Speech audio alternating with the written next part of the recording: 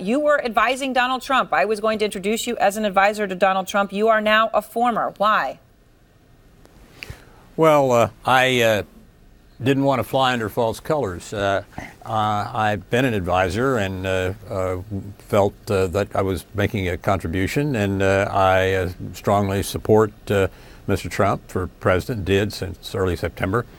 And I wish him well, but I'm not really functioning as an advisor anymore. You have come out, Ambassador, on this show and others, and you have said things that don't necessarily, jive with what Donald Trump said, specifically on this most recent issue of Russia's responsibility for hacking the U.S. election.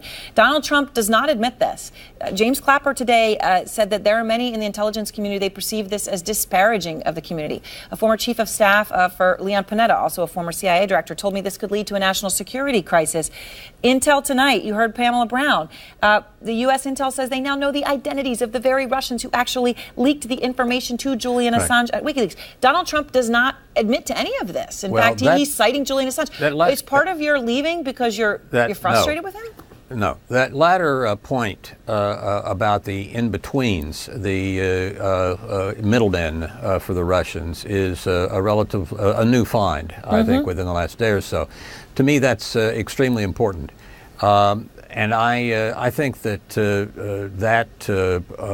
once they've got the identity of some of these people, I think that makes it clear that it was more or less centrally orchestrated rather than somewhat more disheveled, as I was characterizing it up until a couple of days ago. I think the Russians have been involved in one way or another, but it looks now from this most recent announcement as if it was more in a control mode than just a participation mode.